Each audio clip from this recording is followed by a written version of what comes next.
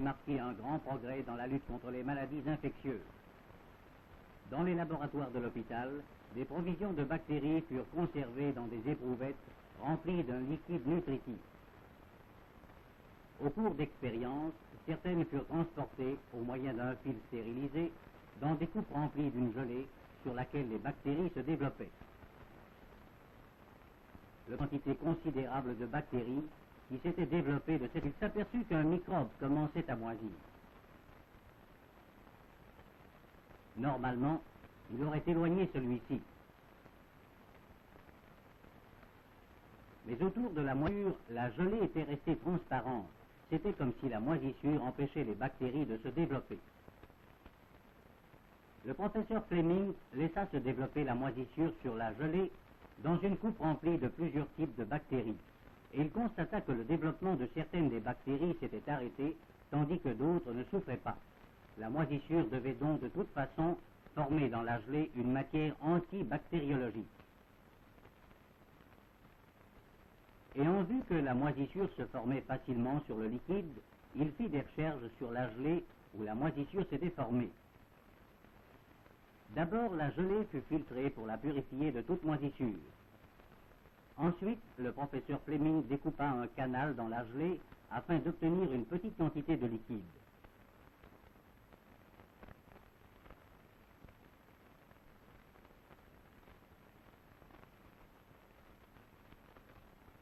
Après cela, et au moyen d'un fil stérilisé, les microbes furent conduits vers le canal.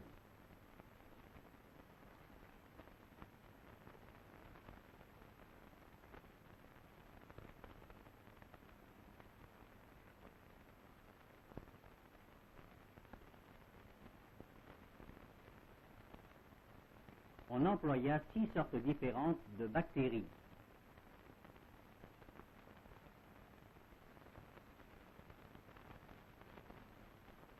Le professeur versa le liquide dans un compte-gouttes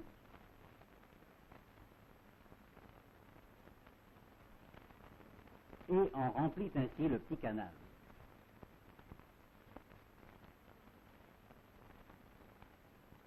Après quoi, le récipient fut placé dans une couveuse afin d'activer la croissance des microbes.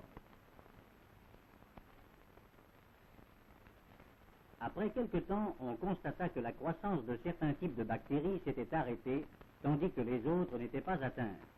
Une matière antibactériologique avait donc été transmise dans le liquide et s'était répandue dans la gelée. Le professeur Fleming constata que la moisissure faisait partie de la famille des pénicilliums et c'est ainsi que la matière active qui avait été prélevée dans le liquide fut nommée pénicilline.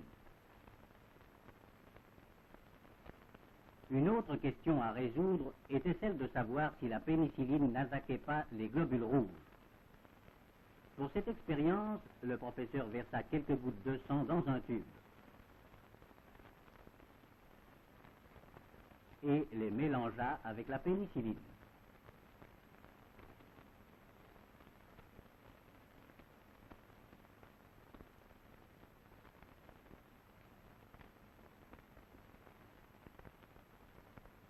Une vue microscopique montra que les globules rouges étaient restés intacts. C'est alors que les expériences commencèrent sur les animaux vivants. Des souris soumises à des injections du liquide de pénicilline ne montrèrent aucun malaise. Le professeur Fleming publia un rapport sur son travail afin d'en faire connaître les résultats à d'autres savants. Mais durant une dizaine d'années, aucun progrès ne fut réalisé.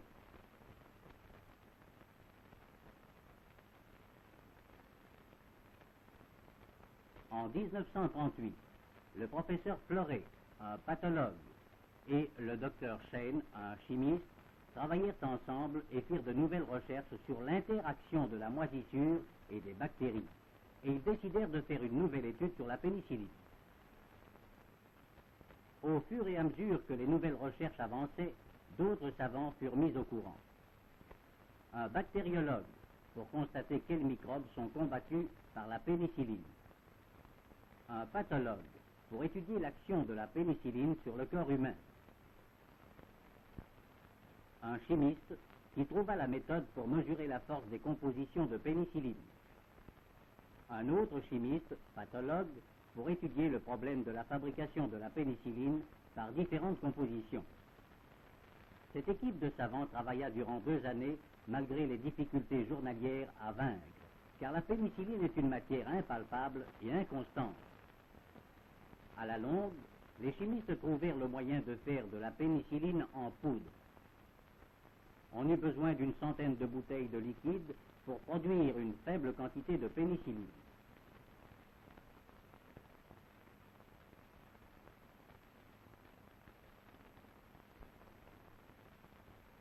Les autres savants, eux aussi, avaient continué leurs recherches. Un bactériologue prouva que, d'après expérience, la pénicilline était efficace contre beaucoup de bactéries infectieuses. La phase suivante consistait à éprouver la pénicilline contre les bactéries néfastes inoculées à des animaux vivants, notamment des souris. Ces sujets furent traités ensuite par la pénicilline et la plupart se rétablirent. À partir de ce moment, les savants comprirent l'importance du nouveau produit. Vu qu'une plus grande quantité était nécessaire, on fit sur place une installation pour la fabrication de la pénicilline. Dans les hôpitaux, d'autres chercheurs prêtèrent main forte aux savants en faisant des recherches pour déterminer l'action médicale de la pénicilline. Les résultats furent satisfaisants.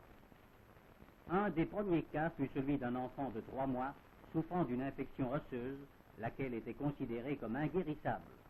Un traitement à la pénicilline fut adopté. L'infection fut vaincue et l'enfant guérit. La valeur médicale de la pénicilline était incontestablement prouvée dans la lutte contre les maladies infectieuses.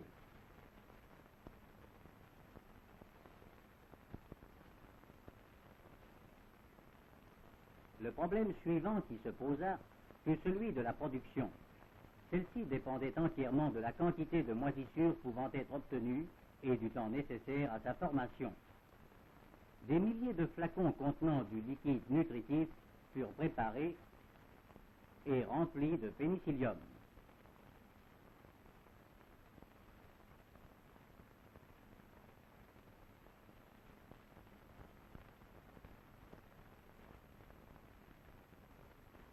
Dans des chambres spécialement construites et sous une température contrôlée, la moisissure se développa sur le liquide. Cette méthode était une conséquence directe de celle qui fut employée au laboratoire d'Oxford et elle fournit pour une grande partie la pénicilline nécessaire aux blessés de guerre.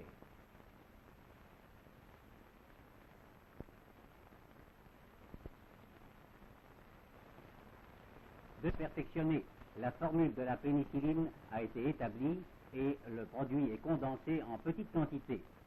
Mais la moisissure de pénicilline est encore la base de toute méthode de fabrication. L'invention de la pénicilline a ouvert de nouveaux horizons dans la lutte contre les maladies infectieuses.